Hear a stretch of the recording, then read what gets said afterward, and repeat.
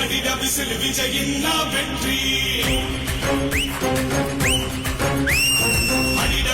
அடிட whistle விஜய்தானே முதல்வர்